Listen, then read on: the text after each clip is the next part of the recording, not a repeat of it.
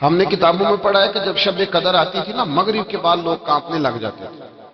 شب برات والے دن مغرب کے وقت لوگوں پہ راشا طاری ہوتا تھا، ہائے کیا بنے گا۔ لوگ معافیاں مانگتے تھے اور سٹائل یہ ہوتا تھا کہ دروازوں پہ دستک دیتے تھے، جا کے دستک دیتے تھے، کہتے تھے یار میرا کوئی انداز تمہیں کہیں برا تو نہیں لگ گیا، کوئی بات تو نہیں میری تم تک پہنچی، مجھے معاف کر دینا، آج شب قدر کی رات ہے۔ اور پھر مسجدوں میں لوگ آتے تھے تو نیک لوگ، پرہیزگار لوگ، اللہ تبارک و تعالیٰ کے پاک باز بندے، جن کے لیے گمان بھی نہیں کہ وہ کوئی کبیرہ جرم کا ارتکاب کریں گے اور پھر اس پہ ڈٹیں گے، وہ لوگ بھی رویا کرتے تھے۔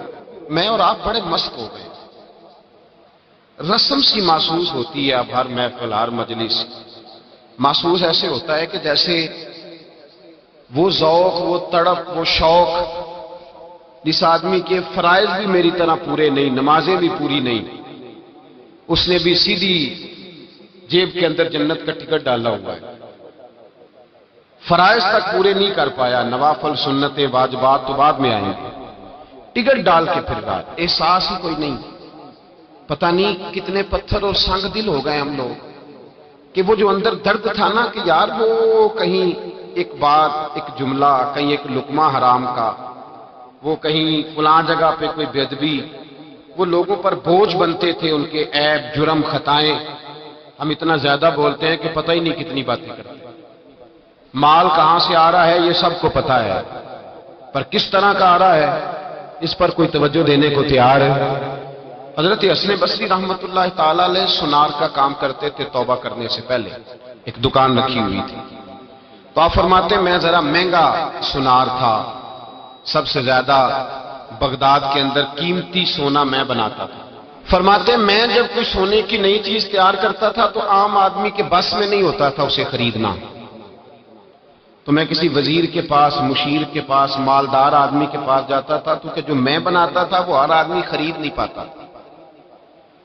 مصر کے بادشاہ کے بارے میں مجھے پتا چلا کہ وہ سونے کا بڑا شوقین ہے، اپنے گھر والوں کے لیے، اپنے لیے، دیگر لوگوں کے لیے، حالانکہ مرد کے لیے جائز نہیں، وہ بہت ساری چیزیں سونے کی خریدتا ہے، لیتا ہے، رکھتا ہے، مجھے پتا چلا۔ فرماتے ہیں کہ میں نے اس کے وزیر سے ٹائم لیا، کہا کہ یار میں نے ایک سونے کی چیز بنائی ہے تو عام آدمی تو خرید نہیں سکتا، تو بادشاہ سے وقت لے کے دو۔ وزیر کو میں نے تحفے تحائف بھی دیے، جو طریقہ ہوتا ہے، اس کو کہا میری ملاقات کرا، تو کہنے لگا میں تیری ملاقات ضرور کرا دیتا پر آج نہیں ملاقات ہو سکتی، آج تو بادشاہ اپنے پچھلے گاؤں گیا ہوا ہے۔ تو میں نے کہا وہاں ملاقات کرا دو،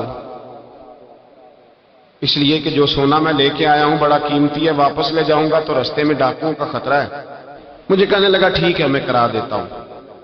حضرت حسن بصری فرماتے ہیں وہ میرے ساتھ چلا تو میں بادشاہ کے گاؤں تک پہنچ گیا۔ میں نے کچھ عجیب سا منظر دیکھا گاؤں میں پہنچ کر، ایک قبر ہے، قبر پر خیمہ لگا ہے۔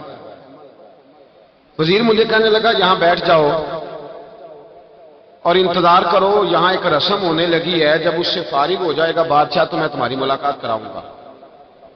فرماتے میں بیٹھ گیا تو میں نے ایک انوکھی سی رسم دیکھی، جو بڑے بڑے علماء تھے نا شہر کے، سب سے پہلے وہ آئے، بڑے چوٹی کے علماء، فقیہ لوگ، علم و فن پر جنہیں اللہ تبارک و تعالیٰ نے دسترس عطا فرمائی تھی، بڑے، میں جانتا تھا مصر کے علماء کو، کہتا وہ آئے اور قبر کے قریب ایک چکر انہوں نے لگایا اور وہ بیٹھ گئے۔ عجیب رسم دیکھی میں۔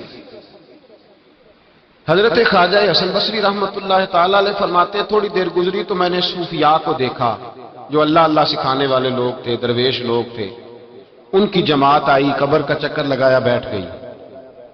تھوڑی دیر گزری تو ادیب، شعراء، کلام لکھنے والے لوگ آئے، ایک چکر لگایا تو بیٹھ گئے۔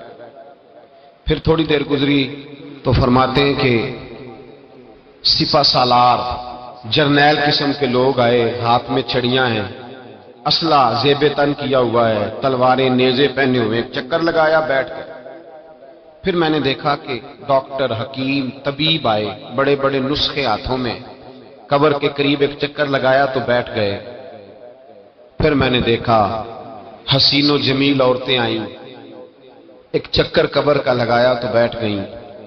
خواجہ حسن بصری فرماتے ہیں اچانک میری نظر چندھیا گئی، میں تڑپ اٹھا جب میں نے دیکھا کہ بادشاہ نے اپنے سر سے تاج اتارا اور اپنے ہاتھ پہ رکھا۔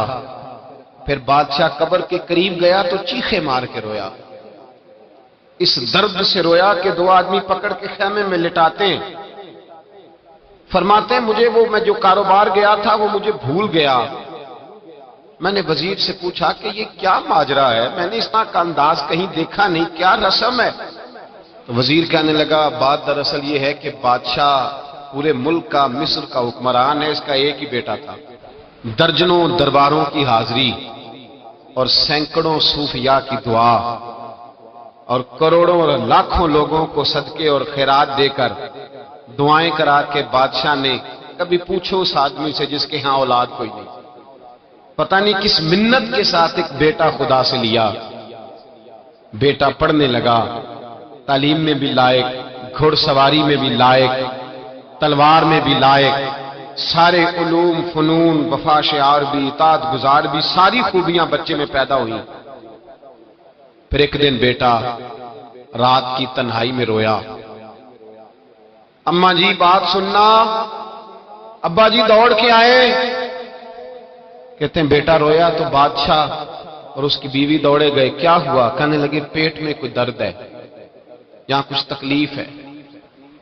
مصر سے لے کر بغداد اور بغداد سے لے کر پورے عرب کے حکیم آئے، سمجھ نہیں آئی کسی کو کہ بیٹے کو درد کہاں ہے۔ وہ کہتے ہیں کہ جس طرح کسی جانور کے گلے پہ چھری چلے تو وہ تڑپتا ہے، یوں وہ بچہ تڑپا، اور بادشاہ اور ملکہ کے ہاتھوں میں آرزوؤں کا مسکن کلمہ شہادت پڑھ کے انتقال کر گیا۔ کہتے ہیں بادشاہ نے یہاں بیٹا لا کے دفن کیا، سال کے بعد بادشاہ آتا ہے اور قبر کے گرد علماء چکر لگاتے ہیں تو بادشاہ کہتا ہے بیٹا اگر ساری دنیا کا علم لڑا کے تجھے بچایا جا سکتا تو میں تجھے بچا لیتا، میں تجھے بچا لیتا۔ پھر صوفیاء آتے ہیں تو بادشاہ کہتا ہے بیٹا کئی دنوں کے چلے کرا کے وظیفے پڑھا کے تو بچ سکتا تو میں تجھے بچا لیتا۔ پھر بادشاہ جرنیلوں کا ایک چکر لگوا کے کہتا بیٹے اگر ساری دنیا کی طاقت لڑا کے میں تجھے بچا سکتا تو میں اپنے گھر کا چراغ کبھی بجھنے نہ دیتا۔ پھر بادشاہ کہتا ہے بیٹے دیکھ ساری دنیا کی حسین عورتیں تیری قبر کے پاس کھڑی ہیں، اگر حسن سارا ضائع کر کے تو بچ سکتا تو میں بچا لیتا۔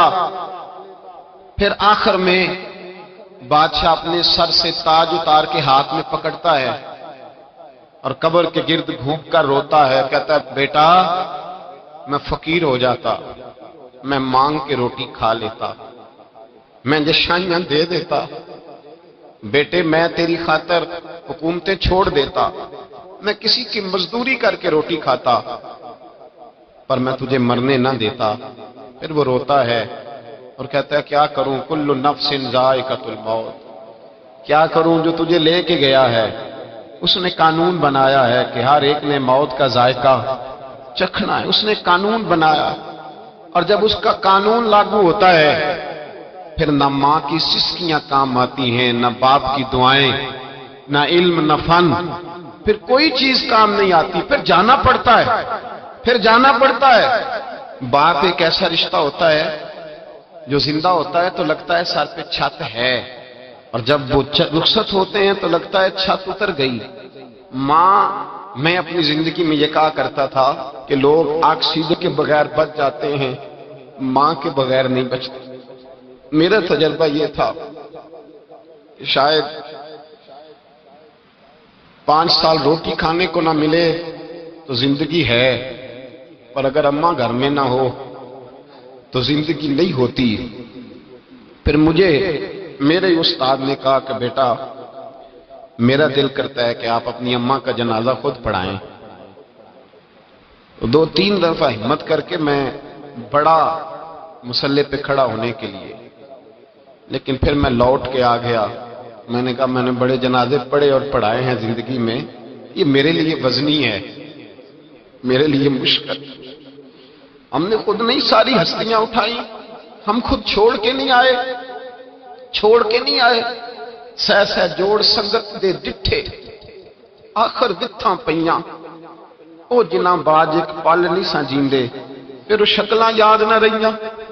حضرت فاطمہ الزہرا رضی اللہ تعالیٰ عنہ گھر میں بیٹھی رو رہی تھیں، تو مولا علی شیر خدا آئے، کہا فاطمہ تو روتی کیوں ہے، بس کر دے۔ تو کہنے لگی علی مجھے سچ بتا تیری ہمت کیسے ہوئی مصطفیٰ کریم کی قبر پر مٹی ڈالنے کی، کس طرح ہمت ہوئی؟ صحابہ نے وہ جرتیں کہاں سے اکٹھی کی کہ حضور کی قبر انور حضور کو دفن کیا، نبی پاک کو۔ حضرت علی رضی اللہ تعالیٰ عنہ دلیر آدمی تھے پر پھوٹ کر روئے، کہنے لگے فاطمہ تجھے کیا بتائیں، ہاتھ کامتے تھے، روحیں لرزتی تھی، پر رسول کے قانون کی پابندی کرنا ہماری ڈیوٹی تھی، ڈیوٹی تھی ہم۔ میرے عزیز مجھے بتلائیے، آج شب قدر ہے، ہر بندہ کہتا ہے پتہ نہیں کب مر جانا ہے، کب جانا ہے۔ آج شام شب قدر تھی، میں نے کچھ سنگیوں سے کہا کہ سارے سوئیں گے تم نہ سونا، آج تمہارے لیے قانون مختلف ہے، تم نے صفائی کرنی ہے، مسجد کی بندوبست کرنے ہیں، لوگوں نے آنا ہے، ایک رات کا انتظام کرنا ہے، اس کی تیاری ہو رہی ہے۔ کبھی قبر والے کے سرانے جا کے پوچھو تو صحیح کہ تو کتنے عرصے سے اس قبر میں، پوچھو تو صحیح۔ اور درجنوں اور بیسیوں قبریں ایسی ہیں، بیسیوں قبریں جن پر جا کے کھڑو ہو تو پتہ لگتا ہے کہ مدتیں بیت گئیں، کوئی فاتحہ پڑھنے نہیں آیا، مدتیں گزر گئیں، کوئی فاتحہ پڑھ، شہر خاموشاں جن کو پالا پوسا تھا ان کا بھی اب وقت نہیں نکلتا۔ او میرے بھائی تیری تیاری ہے، وقت قریب ہے، بچے، بیوی، ماں باپ، رشتہ دار، بہن بھائی، ان کے ساتھ تیرا جو تعلق ہے وہ ٹوٹنے کے لیے بنا ہے، تمہیں جانا ہے، تجھے یہاں سے اٹھنا ہے اور اپنا اپنا حساب اکیلے دینا ہے، اپنا اپنا، ہتھی بکی مٹی پاندے، ہاتھ نہیں لاندے ڈرتے۔ میں نے ایک بیٹے سے کہا کہ اپنے ابا جی کو خود غسل دو، یہ حق ہے، تو کہنے لگے مجھے ڈر آتا ہے، میت سے ڈر آتا ہے، ہتھی بکی مٹی پاؤندے تے ہاتھ نہیں لاندے ڈرتے، جنہ لی تو پاپ کمائے 10 کتھے نہیں ہو تیرے کر دے، لانا بیڑے کو جس کے نام جائیداد کر کے آیا ہے، بیٹیوں کا حق چھین کے، بہنوں کا حق چھین کے، دوستوں کا حق چھین کے، زکاتیں چھوڑ کے جو دیا اس کو کہہ تیری جگہ پہ حساب دے آ کر قبر میں کھڑا۔ اللہ قرآن مجید میں فرماتا ہے سورہ ابراہیم کے اندر کہ لوگ کہیں گے کہ ہمارا مال لے کے ہمیں چھوڑ دیا جائے، ہماری جائیدادیں لے کے ہمیں چھوڑ دیا جائے، پر عرش کا مالک کہے گا نہیں، یہاں وہ سودا نہیں چلتا، حساب دے، بتا۔ یہ نہیں پتا تھا مرنا ہے، یہ خبر نہیں تھی قبر میں جانا ہے؟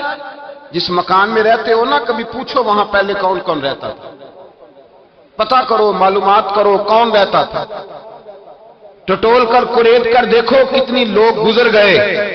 اللہ فرماتا ہے تو آ مجھ سے معافی مانگ، میں تجھے موقع دیتا ہوں، تیری موت کا وقت قریب ہے، آ جا بار بار مانگ۔ کہتا میں نے گناہ ہی نہیں کیا تو میں کاہے کی معافی مانگوں؟ میرے مصطفیٰ کریم علیہ السلام نے فرمایا میں ایک دن میں 100 مرتبہ معافی مانگتا ہوں۔ حضور معاذ اللہ گناہ کرتے تھے جو معافی مانگتے تھے، ڈٹ کے کھڑا ہے، اس کو ندامت کا آنسو کبھی نہیں آیا، اس کو اپنے گناہ پر رونا کبھی نہیں آیا، اس کو کبھی یہ احساس ہی نہیں ہوا کہ میرے اندر کوتاہیاں ہیں۔ اسے کبھی میرے اعلیٰ حضرت رحمت اللہ علیہ ایک بندے کے قریب سے گزرے تو رو رہا تھا، فرمایا کیا ہوا؟ کہا حضور میرے کچھ پیسے ضائع ہو گئے۔ فرمایا چھوڑ، کس پہ رو رہا ہے؟ دنیا داری پہ؟ کہا حضور پھر کس بات پہ روؤں؟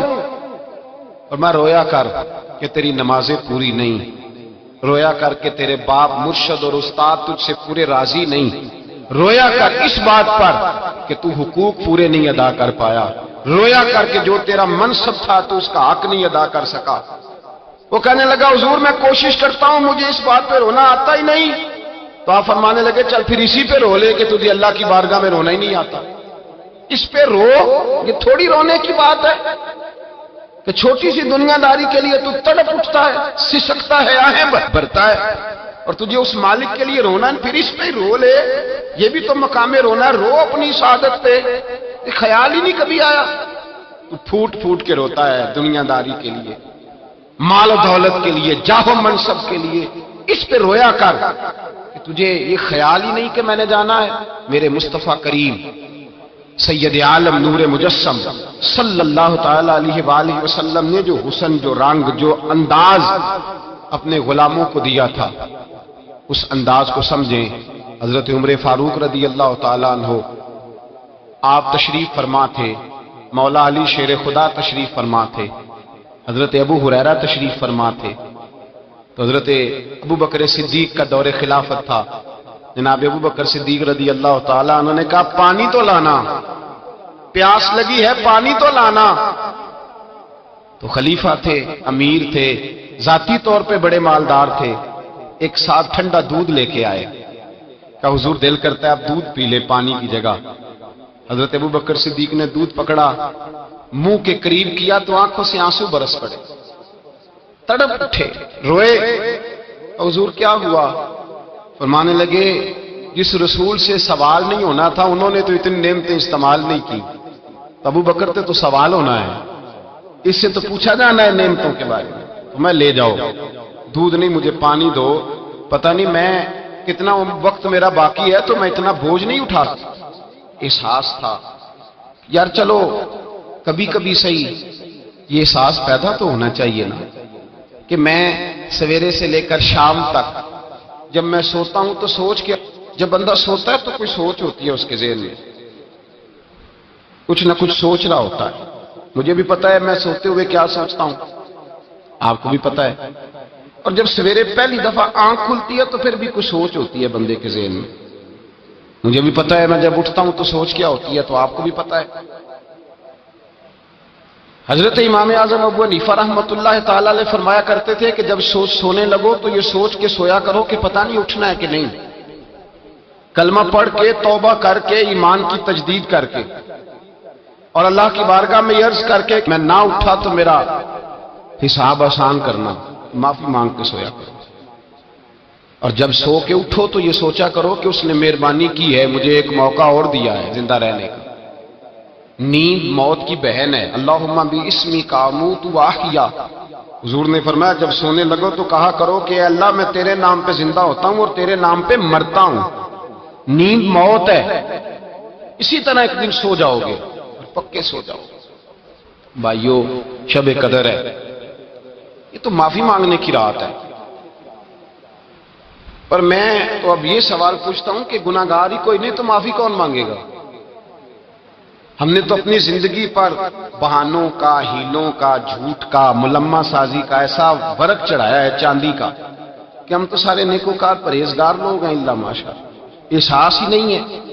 تو جس بندے کو یہ احساس ہی نہیں کہ مجھ سے گناہ ہوا ہے، معافی کس چیز کی مانگے گا؟ تو پیغام یہ ہے کہ پہلے تو یہ احساس پیدا کریں کہ کچھ کوتاہیاں ہیں، اور جب یہ احساس پیدا ہو تو پھر یہ سمجھ لیں کہ حساب اپنا اپنا دینا ہے، اور جب حساب اپنا اپنا دینا ہے تو پھر یہ بھی سمجھ لیں کہ موت کے وقت کا ہمیں پتہ نہیں، تو اس کا معنی یہ نہیں کہ موت کا وقت مقرر نہیں، وہ اپنے وقت پہ بہرحال وہ آ جائے گی، آئے گی اور لے جائے گی۔ اور باقی جہاں تک تعلق اس بات کا ہے کہ واعظ ہے، نصیحت ہے، گفتگو ہے، وہ ہم روز سنتے ہیں، سنانے والے بھی روز سناتے ہیں، بلکہ اب تو ایک اور بات بھی ہمیں کچھ عرصے سے سننے کو ملی ہے، کہتے ہیں جی کوئی نئی بات سنائیں۔ کیا کریں؟ کہاں سے نئی بات سنائیں؟ قرآن بھی پرانا، حدیث بھی پرانی، نئی بات کوئی نئی بات نہیں، کوئی نئی بات نہیں انہوں نے سنائی۔ تو بھائی سوال یہ ہے کہ آپ یہ بتائیں کہ پرانی پہ عمل ہو گیا ہے؟ اگر پرانی پہ عمل ہو گیا ہے تو پھر نہیں سنا دیتے ہیں۔ صحابہ کرام فرماتے ہیں ہم جو کوئی آیت سنتے تھے نا تو گھر جا کے اس پہ عمل شروع کرتے تھے، پھر نہیں سنتے تھے۔ اب تقریریں اور واضح جب ہم کہتے ہیں نا نئی بات سنائیں تو اس کا مطلب یہ ہوتا ہے کہ ہم سرور لینا چاہ رہے ہیں، کان کا ذائقہ لینا چاہ رہے ہیں۔ عمل کرنے کے لیے نا نبی پاک صلی اللہ علیہ وسلم سے کسی نے کہا تھا حضور میں نصیحت حاصل کرنا چاہتا ہوں تو کچھ بتائیں، تو میرے محبوب علیہ السلام نے فرمایا نصیحت حاصل کرنے کے لیے موت کا لفظ ہی کافی ہے۔ موت کا لفظ داؤد تائی کے پاس ہارون رشید نے جا کے پوچھا تھا کہ حضرت کوئی نصیحت کریں، تو فرمانے لگے تیرا باپ کہاں رہتا ہے؟ تو ہارون رشید کہنے لگے بغداد کے قبرستان میں۔ تو کہا تیری اماں کا وہیں ہے، بیوی بچے کا جو رخصت ہو گئے بہن بھائی وہ بھی سارے وہی ہیں۔ تو فرمانے لگے تو نے اتنے جنازے پڑھے ہیں، اتنے لوگ اٹھائے ہیں، میں تجھے کیا نصیحت کروں، میں تجھے کیا نصیحت کروں؟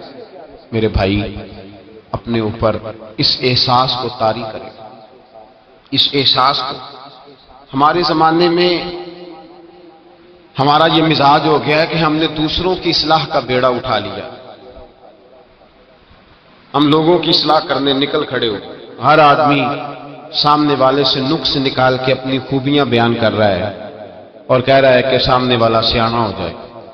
بلکہ میں یہ کہا کرتا ہوں کہ اب لوگوں کو اپنی دنیا کی اور دوسروں کے دین کی بڑی فکر ہے۔